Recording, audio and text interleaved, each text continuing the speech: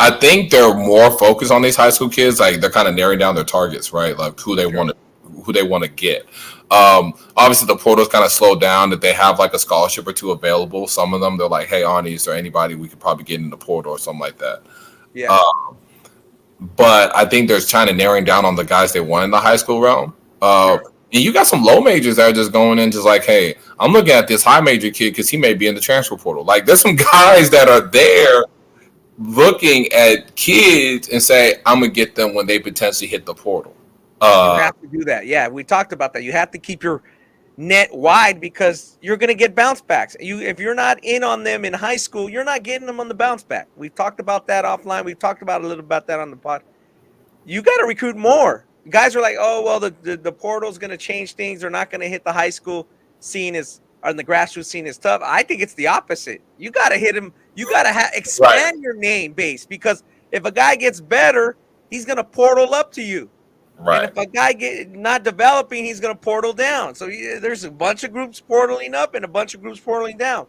I've talked about that with some guys. They're like, well, my kid has good grades.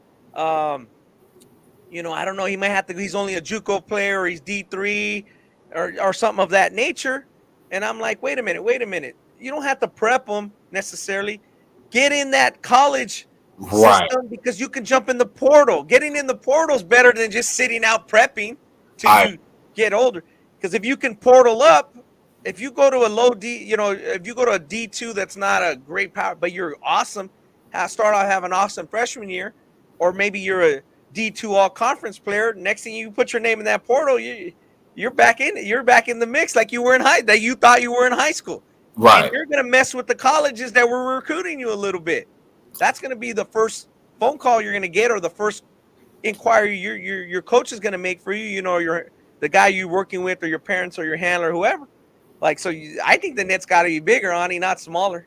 I agree. No, and I'm telling you, the conversations I've had, it's all about like, I like that kid. I'm gonna get him.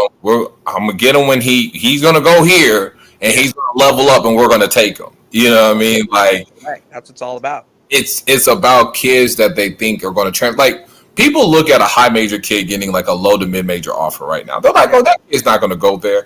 And see, like you gotta see beyond the obvious. Yeah, they're there because like, look, we have a relationship with this kid. Maybe that assistant coach moves up or whatever. If that kid ever decides to transfer, depending on where that coach is going to be, correct. They want to be the first ones to have a chance to get him at the portal. Correct. That's what it's all about. The coaches moving up in the ladder as they get older and get more experience, moving up the coaching ladder, and as the players portal up or portal down. Exactly. Unfortunately, we talk about players portaling up, but there's also some very good college coaches that know a guy went too high and he's going to portal down. You know what I mean? That's okay too, but you hope it works out for everybody, but it's definitely portaling down.